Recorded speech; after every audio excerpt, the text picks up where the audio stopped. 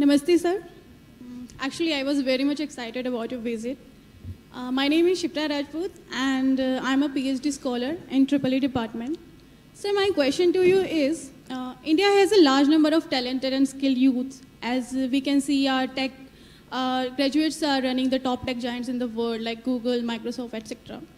So, sir, I would like to ask, what effective measures will help to retain the talent in our country in order to realize our dream of India becoming a world leader or Vishwaguru?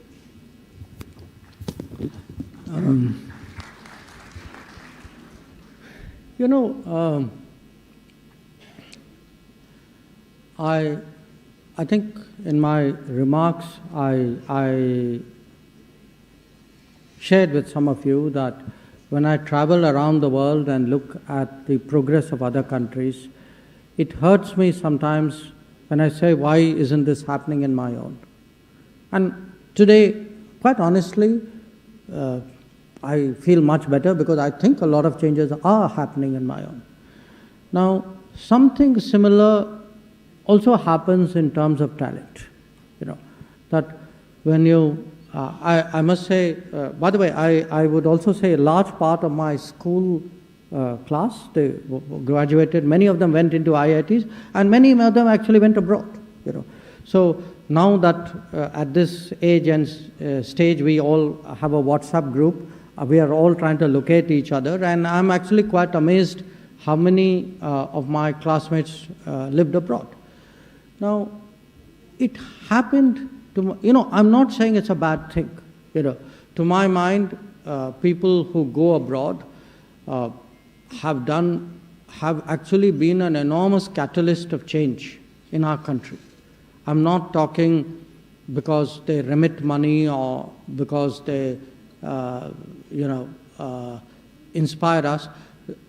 Because we Indians are family oriented, even those Indians who go abroad stay in touch with their families at home. So for every one person out there, 5 others have some connectivity and some influence, and we keep talking to people. And so there's actually, it's very non-quantifiable, but the Indians abroad actually have been a very powerful force of change in India. But yet, your point, you mentioned, when Indians have done very well abroad in big companies.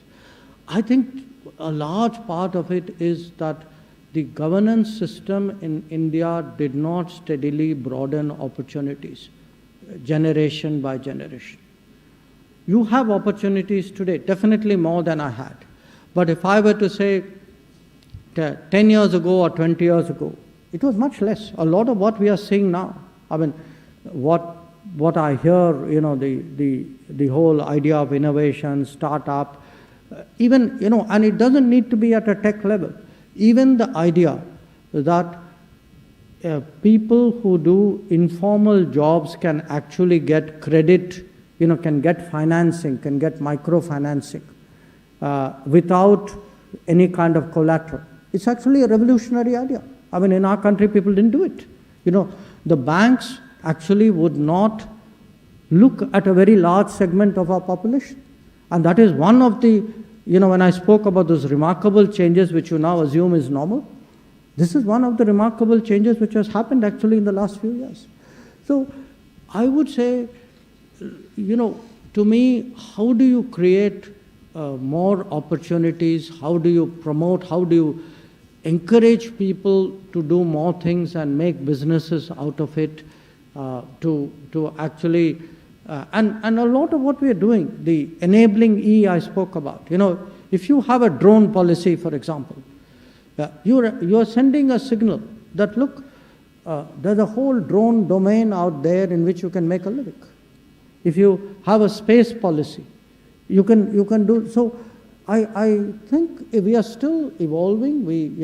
There's enormous room for growth, to my mind, in this, but how, to my mind, the more we are able to make our own society an exciting place for talent, I see our national prospects very much tied to it.